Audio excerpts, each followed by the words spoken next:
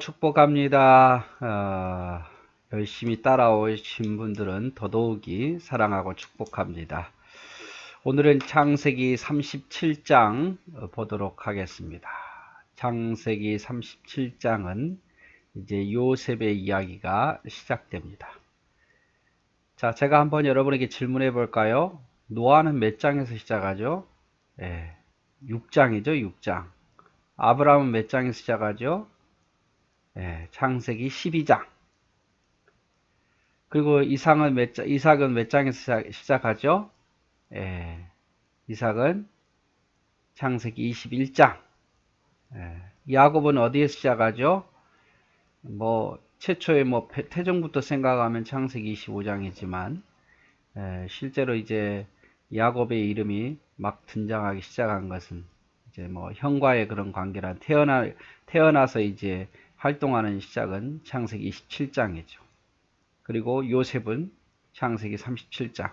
그래서 노아는 창세기 6장, 아브라함은 창세기 12장, 그리고 이삭은 창세기 21장, 야곱은 창세기 27장, 요셉은 창세기 37장. 이렇게 하나씩 이렇게 생각하고 외워두시면 또 몇 가지 더 넣어서 이제 나머지 끼워 넣으면 되니까, 제가 누누이 말하지만 장에 무슨 내용이 있는가가 아주 중요하다고 말씀을 드렸습니다. 자, 한번 이런 그림이 있어서 제가 캡처해 봤는데요. 자, 아담과 하와에게서 가인과 아벨과 태어나지만 가인이 아벨을 죽여서 후에 나중에 셋이 태어나고, 이 셋이 계보를 잇죠. 그래서 셋의 후손 중에서 노아가 나오고, 노아의 아들들은 야벳, 함, 셈이 있었는데 노아의 계보를 이은 것은 셈이다.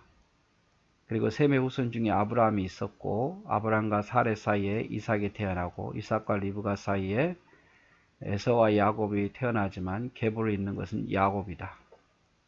야곱에 의해서 라헬, 레아, 자매 사이죠. 이 사이에서 또 이들의 비라와 실바라는 종 사이에서 12명의 아들이 나오는데, 요셉은 바로 라헬의 첫 번째 아들이고, 유다도 아주 중요한데, 유다는 레아의 네 번째 아들이다. 그런 걸 여러분 기억했으면 좋겠습니다. 여기 또, 자, 아브라함이 출생하죠. 그래서 75세에 가나안으로 가고, 100세에 이삭을 낳잖아요. 그래서 아브라함의 나이가 100세고 이삭은 이제 1살이죠. 그리고 이제 죄송합니다. 이삭이 40세에 결혼을 하고 20년 만에 60에 애를 낳죠. 에서와 야곱을 낳아요. 그러면 아브라함의 나이는 160세입니다. 아브라함이 175세에 죽었으니까 아브라함의 살아 생전에 에서와 야곱은 태어났다는 거예요. 그래서 아브라함이 죽을 때 175세 때 야곱과 에서는 15살이었습니다. 이렇게 보니까 쉽죠?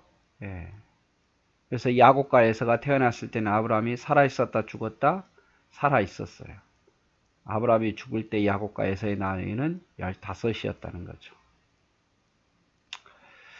아무튼 이삭이 60세에 야곱과 에서를 낳았는데, 그 다음 쭉 이야기 가면 이삭이 언제 축복하려고 그러냐면 137세에 에서와 야곱을 축복하려고 했습니다. 137세에. 그런데 야곱이 이삭을 속이죠. 그래서 하란으로 떠나는데, 야곱이 하란으로 떠날 때 나이가 어느 정도 됐을까요? 굉장히 젊게 생각하죠. 아니에요. 77세예요. 77세. 왜냐하면 60세에 태어났고 이삭이 137세에 축복했으니까, 딱 이렇게 더해보면은 어떻게 됩니까? 77세예요. 77세. 그리고 이제 77세에서 또 이제 그 이후로 이제 7년 후에 결혼을 했으니까 84세에 결혼한 거죠. 84세에. 야, 여러분, 야곱이 84세에 결혼했습니다. 77세에 하란으로 갔고 7년 후에 84세에 결혼을 했고 요셉이 태어난 나이는 91입니다. 91. 요셉이 야곱에게서 태어날 때는 91고 야곱의 나이가 151세죠. 그리고 이삭이 180세에 죽었으니까 이제 요셉이 팔려간 후에 이제 애굽 총리가 되기 직전에 이삭이 죽었어요. 그러니까 요셉이 애굽으로 팔려간 것은 이삭도 들었어요. 보았고 그때까지 살아 있었으니까. 근데 총리 되기 직전에 죽었다는 거죠. 그리고 이삭이 죽은 10년 후에 이제 애굽으로 이주해서 야곱이 17년을 더 살잖아요.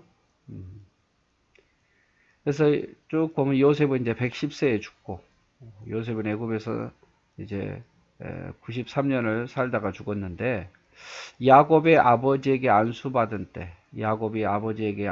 때는 77세다 그 말이에요. 왜냐하면 이삭이 137세에 안수를 주었으니까. 그래서 이 표를 보면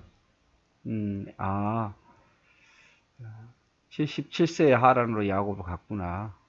그리고 요셉이 태어날 때는 91세였고 야곱이 결혼할 때는 라헬과 레아와 결혼할 때는 84세였구나. 뭐 이런 게 문제는 안 나올 수 있겠지만 이렇게 표를 봐야 이렇게 짐작이 될 수 있다 그 말이에요. 자, 본문으로 볼까요? 자, 야곱이 가나안 땅 곧 그의 아버지가 거류하던 땅에 거주하였으니 가나안 땅 그의 아버지의 거류한 땅이 어딥니까? 헤브론이죠. 그래서 야곱이 헤브론에 거주했다 그 말이에요. 야곱의 족보는 이러하니라.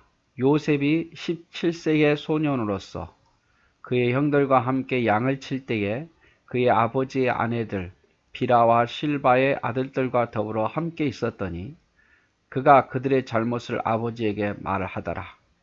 자, 요셉도 17살이 되었습니다. 그리고 다른 형들 10명의 형들과 함께 살았어요. 그런데 요셉이 형들의 잘못을 아버지에게 잘 말했습니다. 뭐 일러 바친다 이렇게 보지 마시고 형들의 불의함을 아버지에게 이야기했다. 아버지가 그런 걸 요청했겠죠. 형들의 잘못된 것을 이야기하라고 했을 거예요. 나쁜 의도로 일러 바친 게 아니라 잘못된 것을 아버지에게 이야기해서 형들이 잘못된 길로 가지 않도록 했던 거죠. 왜냐하면 요셉은 악한 아이가 아니에요. 자, 요셉은 노년에 얻은 아들이므로 이스라엘 여러 아들들보다 그를 더 사랑하여 그를 위하여 채색 옷을 입었더라. 그의 형들이 아버지가 형들보다 그를 더 사랑함을 보고 그를 미워하여 그에게 편안하게 말할 수 없었더라. 여러분 갈등이죠. 야곱이 요셉을 더 편애해서 사랑했습니다. 물론 이해는 되죠. 라헬을 더 사랑했는데 라헬에게서 얻은 아들이잖아요. 장남. 베냐민은 아주 어렸을 것이고 그래서 요셉을 나이가 17이지만 특별히 사랑해서 채색 옷을 입혔어요. 그런 것으로 인해서 형들은 더 요셉을 미워했죠. 그리고 편안하게 말할 수 없더라 이 말은 그 형들과 요셉의 사이는 별로 그렇게 가까운 사이가 아니었다 그 말이에요. 사랑받는 동생이 아니었어요. 물론 요셉이 아버지에게 형들의 잘못을 일러 바친 것도 하나의 빌미가 될 수 있겠죠. 그러나 가장 큰 이유는 야곱이 요셉을 차별하게 더 사랑했기 때문이에요. 에서는 하나님의 약속의 땅 가나안 땅을 버리고 세일 지역으로 가지요. 에서는 이제 세일 지역으로 가고 이삭은 헤브론 땅에 아버지의 약속의 땅에 거하고 삽니다. 17세의 요셉으로 이제 나타나게 되고 형들의 잘못을 아버지께 고하는 성격이었고, 아버지는 특별하게 요셉을 사랑해서 요셉에게만 채색옷, 더 좋은 옷이다 이렇게 생각하면 돼요. 비싼 옷을 입혔다 그 말이에요. 그래서 요셉은 형들에게 미움을 받고 왕따를 당한 거죠. 요셉은 야곱이 가장 사랑한 라헬에게서 늦게 얻은 아들이었고, 라헬은 죽었고 어느 아들들보다 총명하고 신앙 안에서 있었던 걸로 짐작할 수 있습니다. 5절 요셉이 꿈을 꾸고 자기 형들에게 말하며 그들이 그를 더욱 미워하였더라. 요셉이 그들에게 이르되 청하건대 내가 꾼 꿈을 들으시오. 우리가 밭에서 곡식단을 묶더니 내 단은 일어서고 당신들의 단은 내 단을 둘러서 절하더이다. 그래서 곡식단을 서로 묶고 있었는데 형들의 곡식단이 요셉의 곡식단에게 절을 하더라 그 말. 이거 뭔 말입니까? 형들이 내게 절할 것이다 그 말이죠. 형이 동생에게 절한다. 상식적으로 있을 수 없는 일이죠. 그의 형들이 그에게 이르되 내가 참으로 우리의 왕이 되겠느냐? 참으로 우리를 다스리게 되겠느냐 하고 그의 꿈과 그의 말로 말미암아 더욱 미워했다. 차라리 요셉이 말 안 했으면 좋았을 텐데 신기하니까 형들에게 이야기했는데 이 일로 인해서 더 미워하게 된다 그 말이에요. 요셉이 또 꿈을 꿉니다. 그 형들에게 말하여 이르되 내가 또 꿈을 꾼즉 해와 달과 열한 별이 내게 절하더이다. 하니 그가 그의 꿈을 아버지와 형들에게 말하며 아버지가 그를 꾸짖고 그에게 이르되 내가 꾼 꿈이 무엇이냐? 나와 내 어머니와 내 형들이 참으로 가서 땅에 엎드려 내게 절하겠느냐?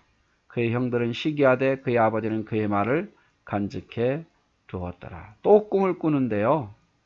이번에는 해와 달과 별들이 다 요셉에게 절하더라 그 말이죠.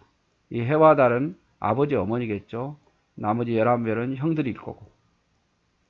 그러니까 더 화가 난 거예요. 처음엔 아버지 야곱도 야단을 치죠. 어떻게 아버지가 형들이 너에게 절하겠느냐. 그래서 형들은 그 일로 더 시기했지만 아버지는 그렇게 말해놓고도 그 말을 간직했다는 것은 그래서 염두에 뒀다 그 말이에요. 이런 꿈입니다. 형들의 곡식단이 자기 곡식단에게 절하더라. 해와 달과 11별들이 자기에게 절하더라. 요셉의 꿈은 하나님의 특별한 섭리로 주신 꿈이었죠. 특별하게 꾸게 하신 거예요. 미래에 네가 이렇게 될 거다라고 요셉에게 보여준 거죠. 37장에서 요셉은 두 번의 꿈을 꾸고 40장에서 감옥에서 신하들이 꿈을 꾼 것을 해석해주고 41장에는 바로의 꿈을 해석해줍니다. 그래서 요셉은 꿈과 아주 관련이 많아요. 그래서 우리도 나도 요셉처럼 꿈을 잘 꿔서 알아맞혔으면 좋겠다 이렇게 생각하지 마십시오.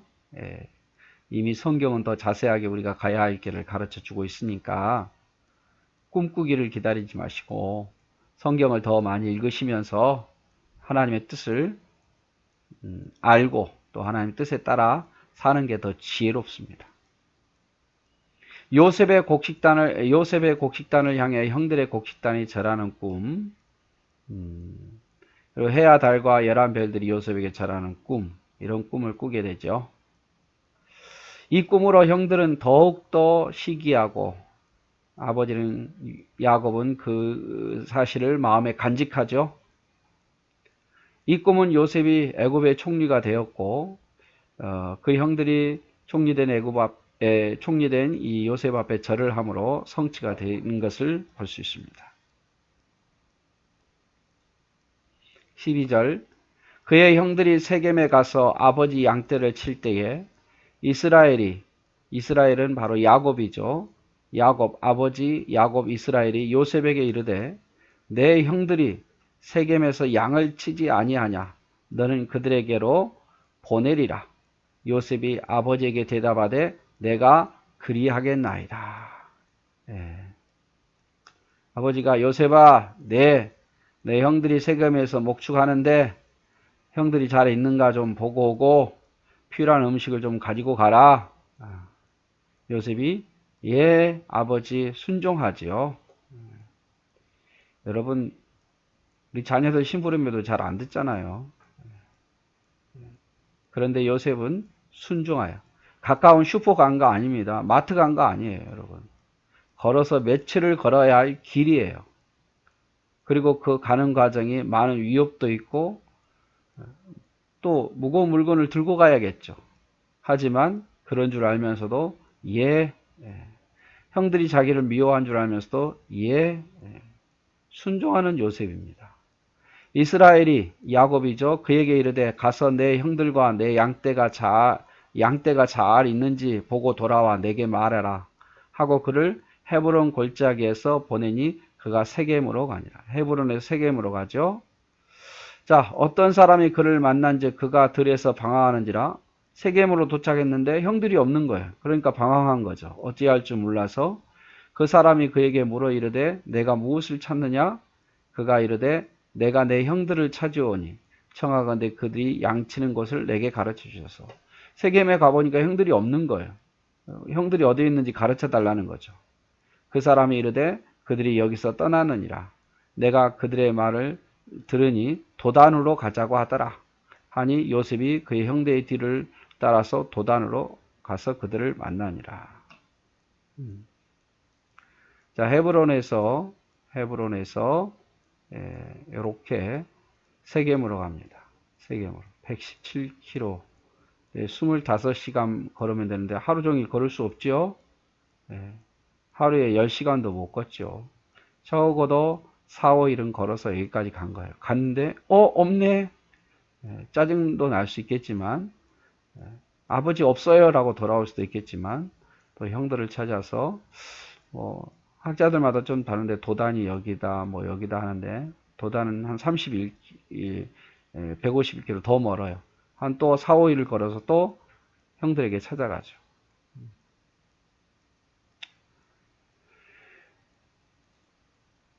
야곱은 목축하는 형들의 안부를 알고자 요셉을 보냅니다. 17살 요셉은 순종적인 사람이죠. 먼 거리를 걸어야 되는데 한 5, 6일 걸어야 되는데 그 이상 걸어야 되는데 순종하고 가죠.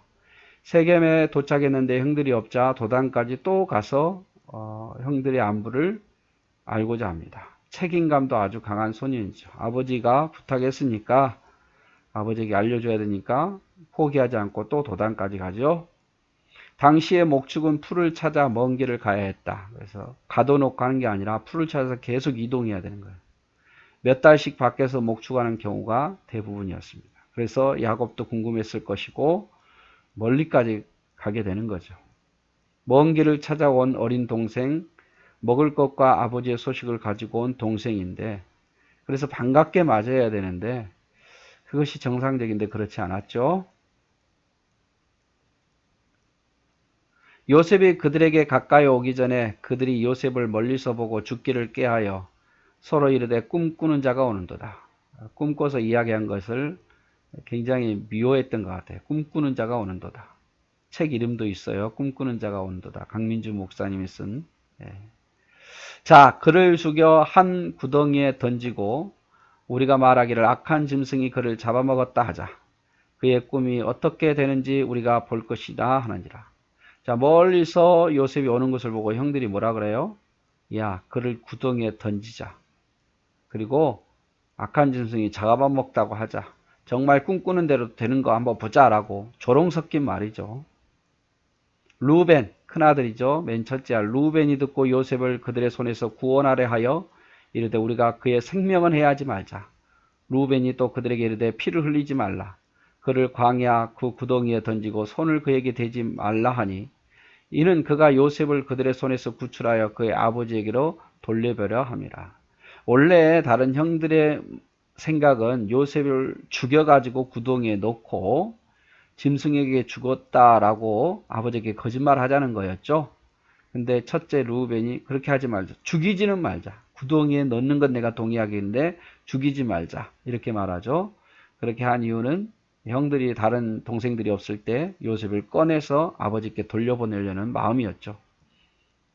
다른 형제보다는 좀 착하지요. 요셉이 형들에게 이름해 그의 형들이 요셉의 옷 곧 그가 입은 채색 옷을 벗기고 그를 잡아 구덩이에 던지니 그 구덩이는 빈 것이라. 그 속에 물이 없더라. 자, 르우벤의 말을 듣고 죽이지는 않아요. 옷을 다 벗기고 구덩이에 넣죠. 근데 그 구덩이에는 물이 없어요. 물이 마른 구덩이입니다. 굶어 죽이는 거죠, 뭐. 요셉의 형들은 요셉이 오는 것을 보고 꿈대로 되는지 요셉을 죽여서 구덩이에 던지고 짐승에게 중립을 당했다고 하자라고 거짓말을 만들어내죠. 당시의 우물에는 마른 깊은 구덩이들이 많았어요. 장자 베냐민이 요셉을 죽이지 말고 구덩이에 던지자고 제안합니다. 후에 살려보내려고. 장자로서 요셉의 죽음에 대한 책임감이 두려웠겠죠. 루벤을 통해서도 하나님의 뜻을 이루어 가신 것을 볼 수 있습니다. 루벤은 가장 책임이 누가 큽니까? 장자에게 있는 거잖아요. 그래서 더 두려워서 요셉을 살려보내려고 했던 것 같아요. 결국 이 루벤은 말로 요셉은 안 죽죠? 안 죽어요. 요셉이 입고 있던 채색 옷을 벗기고 물 없는 구덩이에 던져 굶어 죽도록 버려둡니다. 시기와 질투심은 이런 범죄까지 이르게 하죠. 가인이 아벨을 죽일 때 시기에서 결국 죽이잖아요. 이 형들도 보십시오. 동생인데 자기들을 위해서 음식과 많은 것들을 멀리 걸어왔는데 이 시기와 질투심이 동생을 죽이는 것을 아무런 죄책감으로 여기지 않습니다. 그들이 앉아 음식을 먹다가 눈을 들어본 즉 한 무리가 이스마엘 사람들의 길르앗에서 오는데 그 낙타들의 향품과 유향과 몰약을 싣고 애굽에서 내려오는지라. 유다가 자기 형제에게 이르되 우리가 우리 동생을 죽이고 그의 피를 덮어둔들 무엇이 유익할까? 자, 그를 이스마엘 사람들에게 팔고 그에게 우리 손을 대지 말자. 그는 우리의 동생이요 우리의 혈육이니라 하매 그의 형제들이 청정하였더라. 네. 자, 그렇게 이제 동생을 구덩이에 집어넣고 옷 다 벗기고 구덩이에 집어넣고 굶어 죽이려고 하는데 이스마엘의 상인들이 그들에게 옵니다. 이들은 여러 가지 물건을 이렇게 사다가 애굽에다 파는 사람들이에요. 심지어 사람도 사다가 값주고 대가를 치르고 사람도 애굽에다 파는 사람들이죠. 그때 그것을 보고 유다가 뭐라고 말합니까? 야, 우리 동생 죽인들 뭐가 유익하겠느냐? 차라리 팔자. 팔자. 그럼 우리가 안 죽인 것 아니냐? 안 죽였으니까 죄가 없다 그 말이죠. 누가? 유다가. 첫째 루벤은 이제 요셉을 살리려고 죽이지 말자 했고 유다는 팔자라고 말하죠. 팔자라고. 그래서 그 다른 형제들이 다 옳다라고 하는 거죠. 그래서 결국에는 그때의 미디안 사람들이 상인 지나가고 있는지라. 자, 이스마엘의 상인들이 지나갈 때는 이렇게 하자라고 결정을 했고 이 사람들이 이미 지나갔던 것 같아요. 그리고 또 오죠. 미디안 사람의 상인들이 지나가고 있는지라 형들이 요셉을 구덩이에 끌어내고 은 20에 그를 이스마엘 사람들에게 팔매 그 상인들이 요셉을 데리고 애굽으로 갔더라. 미디안 사람들, 이스마엘 사람들 이렇게 섞여 있는 것 같아요. 상인들. 르우벤이 돌아와 구덩이에 이르러 본즉 거기 요셉이 없는지라 옷을 찢고 아우들로 되돌아와서 이르되 아이가 없도다. 나는 어디로 갈까? 르우벤이 돌아와 봤더니 요셉이 없더라 그 말이죠. 네, 이렇게 팔아버리죠. 살려줘 살려줘 얼마나 여러분 울부짖었겠습니까? 때마침 애굽으로 내려가는 이스라엘 상인 무리를 만난다. 유다가 우리의 손으로 피를 흘릴 이유가 없지 않느냐 이렇게 말하고 장사꾼이 이스마엘 사람들 아렙의 대상에게 팔아버리자고 제안하죠. 아마 여기에 요셉의 형 루벤은 없었을 것 같아요. 가장 큰 형은. 그래서 지나가던 미디안 사람들에게 아브라함의 후처 구드라가 낳은 자손들이죠. 은 20을 받고 팔아버립니다. 성인은 30인데 애니까 20을 주고 판 거예요. 요셉이 살려달라고 얼마나 애원했을까? 루벤은 돌아와서 요셉이 없는 줄 알고 슬퍼하죠. 큰일 났네 이제. 내가 모든 장자가 책임져야 되잖아요. 이렇게 세겜으로 가서 도단이 이 지도는 여기 나왔네요. 아까는 여기라고 그랬는데 아무튼 헤브론에서 세겜에서 도단에서 팔려서 애굽까지 가게 되는 거죠. 31절 그들이 요셉의 옷을 가져다가 수점서를 죽여 그 옷을 피에 적시고 그의 채색 옷을 분내어 그의 아버지에게 가지고 가서 이르기를 우리가 여기서 발견하였으니 아버지 아들의 옷인가 보소서 하매 아버지가 그것을 알아보고 이르되 내 아들의 옷이라 악한 짐승이 그를 잡아먹었도다. 요셉이 분명히 찢겼도다 하고 자기가 옷을 찢고 굵은 배로 허리를 묶고 오래도록 그의 아들을 위하여 애통하니라. 자, 형들이 이제 요셉을 팔아버리고 옷만 가져다가 채색 옷을 가져다가 염소의 피를 묻히죠. 그리고 아버지에게 가지고 가는데 이제 옷에가 피가 묻혀 있으니까 그게 뭐 사람 피인지 짐승의 피인지 알 수는 없잖아요. 그러니까 이제 야곱이 그것을 보고 우리 아들이 죽었다라고 매우 슬퍼하죠. 자기 옷을 찢고 굵은 배로 허리를 묶고 오래도록 그의 아들을 위해서 애통했더라. 그의 모든 자녀가 이로하죠. 그가 그 위로를 받지 아니하여 이르되 내가 슬퍼하며 수월로 내가 차라리 죽겠다 그 말이죠. 수월로 내려가 아들에게 가리라 하고 그의 아버지가 그를 위하여 울었더라. 네. 그 미디안 사람들은 그를 애굽에서 바로의 신하 친위장 보디발에게 팔았더라. 여러분 형들이 얼마나 악합니까? 자기 동생을 죽인 것도 악한데 아버지를 속이면서 눈끔쩍도 안 하잖아요.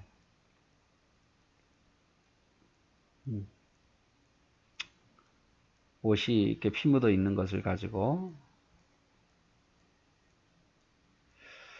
요셉의 형들은 아버지의 책망이 두려워서 거짓으로 요셉이 짐승에게 습격당해서 죽였다고 꾸민다. 요셉의 채색 옷에 염소피를 묻혀 아버지에게 증거로 내놓죠. 야곱은 요셉이 죽은 줄 알고 매우 슬퍼하고 살 의미가 없다고 말합니다. 야곱은 다른 형제들의 악함을 전혀 알지 못하고 결국 요셉은 애굽 바로왕의 신하 보디발의 노예로 팔려가게 됩니다. 여러분 보십시오. 미움과 시기가 이렇게 커지면 사람을 죽이고 죄를 전혀 느끼지 못해요. 당연히 죽일 놈 죽였다 이렇게 생각하는 거예요. 그러나 요셉은 고난 속에서도 하나님이 그를 인도하시죠. 보십시오. 루벤을 통해서도 죽지 않도록 죽을 상황에 루벤을 통해서 죽지 않도록 하고 또 유다를 통해서 애굽에 팔리도록 하잖아요. 애굽에 가야 애굽의 총리가 되겠죠. 이들이 뭐 죄가 다 선한 뜻을 위해서 했다고 볼 수는 없겠지만 하나님은 악한 상황에서도 결국 하나님의 뜻대로 움직여지는 거예요. 자, 오늘은 굉장히 좀 길었죠. 요셉에 대한 이야기가 37장에 있다. 그래서 그런 어떤 시기와 질투가 엄청난 죄를 지으면서도 죄인 줄도 모른다. 우리가 미워하는 마음, 시기하는 마음을 가지고 있으면 안 돼요. 그런 것들은 하나님 앞에 회개하고 빨리 정리를 해야 됩니다. 누구든지 시기하거나 질투하지 말고 미워하지 마십시오. 그것이 결국 더 큰 죄를 만들어내니까요. 자, 오늘도 수고하셨습니다. 사랑하고 축복합니다.